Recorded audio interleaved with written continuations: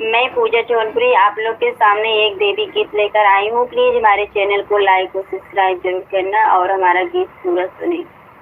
भवानी बड़ी दानी ए महारानी, भवानी बड़ी दानी ए महारानी, भवानी बड़ी दानी ए महारानी। केकरा के दिली मैया अने धने सोने माँ, केकरा के दिली मैया अने धने सोने माँ, केकरा के दिली मैया गोद में ललनवा। भवानी बड़ी दानी ए महारानी, भवानी बड़ी दानी ए महारानी। केकरा के दिली मैया गोद में ललने माँ, केकरा के दिली मैया गोद में ललने माँ। भवानी बड़ी दानी ए महारानी।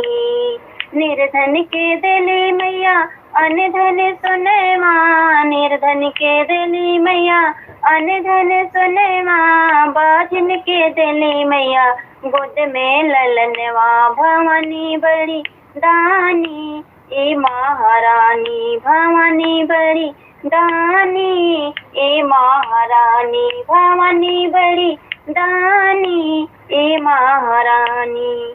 केकरा के आँख दिली केकरा के काया, केकरा के आँख दिली केकरा के काया, केकरा के रैया चलौली महारानी। भवानी बड़ी दानी ए महारानी, भवानी बड़ी दानी ए महारानी, भवानी बड़ी दानी ए महारानी।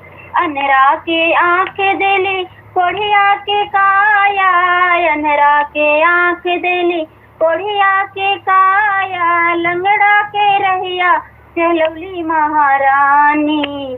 भवानी बड़ी दानी ए महारानी, भवानी बड़ी दानी ए महारानी। लंगड़ा के रहिया चलौली महारानी। भवानी बड़ी दानी ए महारानी, भवानी बड़ी दानी ए महारानी।